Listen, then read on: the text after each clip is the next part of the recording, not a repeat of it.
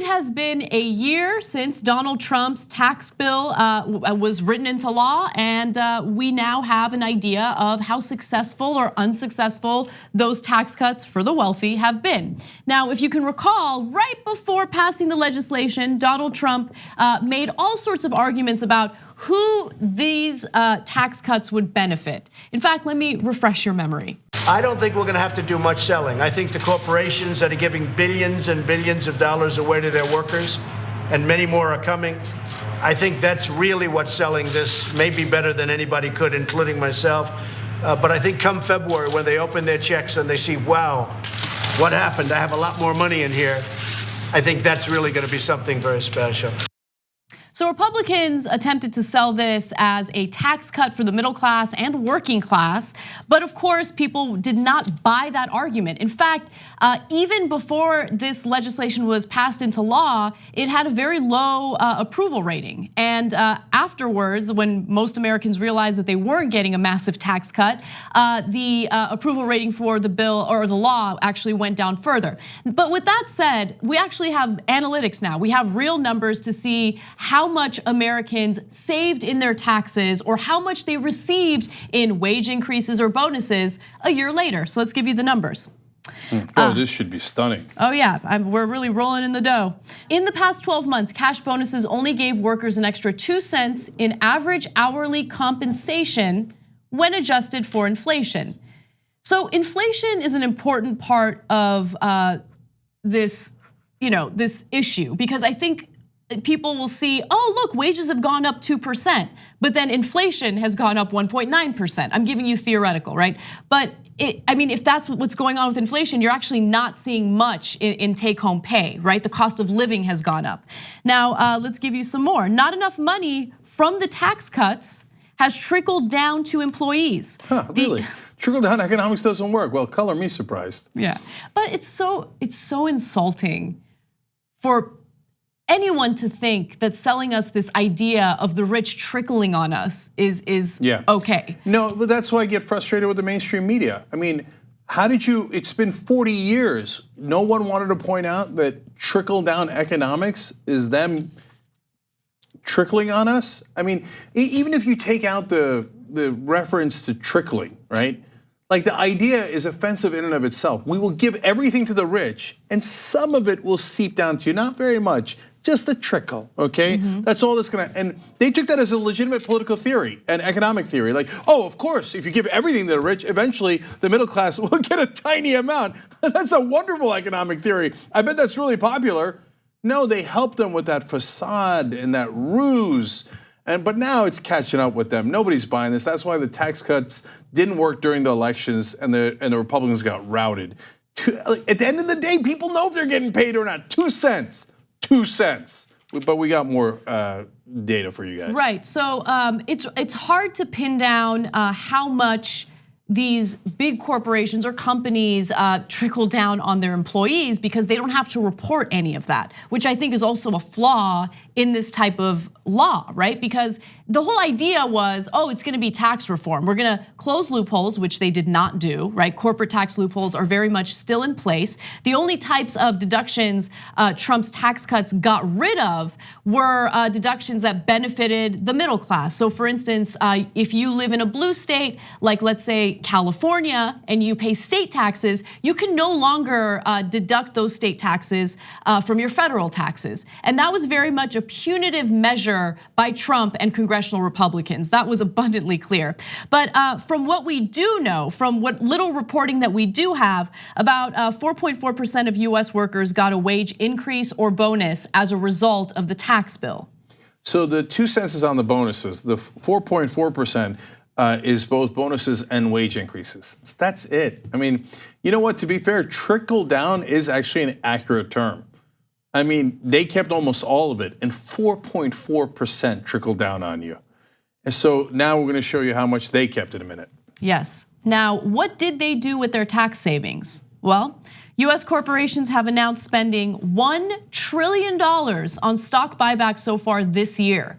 That's a 64% increase from 2017. So they passed this tax law Okay, these major corporations save all this money in taxes, and the whole idea was, hey, they're going to use those taxes for wage increases. They're going to hire more people. That is not what they did. They used that money for stock buybacks. So stock buybacks artificially inflate the price of your stocks, and we told you that the market would eventually burst that bubble, and it's in the middle of bursting it right now as we speak, just like we told you would happen. And but what it does do is, in the short term, it gives huge bonuses to the executives who made the decision to buy back their stock and inflate the value of their own stock options. So $1 trillion for them, 2 cents for you guys. And they didn't even try to hide what their intentions were before the legislation passed. In fact, all of these corporations had calls with their investors, and through those calls, they told the investors exactly what they planned on doing with their tax savings, and it was stock buybacks, okay? And so they didn't hide it, but it didn't matter. Everyone knew what was going on. They were brazen about it. They were transparent, but congressional Republicans pushed for it and passed this law anyway. Now, only a handful of companies, 34 out of the Fortune 500 companies, said that they are using the tax savings to invest in US operations. Now, remember, not just Trump, but the entire Republican Party claimed, oh, no, we're not doing this for the rich. We're not doing it for corporations. No, it appears that we're giving them trillions of dollars, but no, that's to create jobs here in America, which will trickle all over your head, right?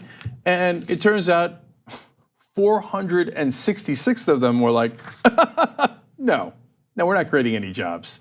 About 96% of them said, increase wages. No, we're not going to do that. Here's what we're going to do instead. Keep almost all of it. All of it. That's what it was for. That's what Paul Ryan, he's sent out some tweets about nostalgia about his career as he's retiring now. Oh, I got those tweets. Yeah, and he's like, oh my God, we were the underdogs working on this tax plan when no one believed it could happen. Are you kidding me? Oh, you only had every major corporation in the world funneling you millions of dollars to make it happen in legalized bribery. You had every rich person in the country on your side, and you were the underdog. Oh, if only this dream, if I dare to dream. Let's whisper of a dream of giving trillions of dollars to the rich. Oh, I wonder if it'll ever happen. Of course it happened. No, I gotta give you those tweets because he was like so pathetically self-congratulatory in all of them. He made it seem as though he was a real warrior. He did something so difficult. So let me just give them to you. So he said, 20 years before it became law, tax reform was just an idea. This is how it all began. And so he started sharing like a series of ridiculous self-aggrandizing videos, okay? And did he share a video of him receiving a giant check from multinational corporations? Because that's how it began. So he said, becoming speaker was bittersweet because I was leaving the job I always wanted, being in charge of tax policy as chairman of the Ways and Means Committee. So as speaker, I did everything I could to pave the way for real comprehensive tax reform. Let me just reiterate that it was not tax reform. They did not get rid of the loopholes that these corporations take advantage of, which lowers their effective tax rate to something much less than what they claim they pay. And all he really did was give a huge handout to these major corporations. It did not, it's gonna cost the US government $2 trillion over the next 10 years. That's $2 trillion that we're gonna have to pay for. So there's two reasons why he sent out all those tweets. One is so that the mainstream media can keep calling him a genius and the policy wonk of the Republicans, the guy who cares so much about doing the right thing. I mean, they have been his biggest cheerleaders, and it's been gross his entire career. And yes, that includes papers that also do good work, like New York Times and Washington Post. They just constantly did his marketing for them, and they continue to do that. The second reason he's putting out the tweets is that's a giant ad for him going to all the corporations. Remember the $2 trillion I just gave you guys? I'm looking for a job, okay? The least you can do is give me 2 million of that, not 2 cents. And I'll tell you now, the job he gets, over under on it is $2 million. I'll tell you right now. And I would be really surprised if he got anything less than $2 million a year. And for a job he barely has to show up at. Just like Eric Cantor, another Republican leader, he got defeated, went and worked at Wall Street, doesn't even have to show up for that job, knows nothing about finance, and collects millions of dollars. Why? because it's called a bribe. Paul Ryan is looking forward to that bribe. That's what those tweets are about. And one final flashback tweet from Paul Ryan. This was after the new tax law had been implemented for some time, and he wanted to brag about how successful it was. So let's go to graphic 24. He said the following. So he knows that the middle class isn't saving much. Let me just preface it by mentioning that. He says a secretary at a public high school in Lancaster, Pennsylvania said she was pleasantly surprised her pay went up $1.50 a week. She said that will more than cover her Costco membership for the year. So how insulting is that? I think he later deleted that tweet. $1.9 trillion hole in the budget. Almost all of it, 96% of it going to the rich and to the corporations. They did not share it with you. They never had a plan to share it with you. It was always a lie. And look, I think the internet's gonna change the world.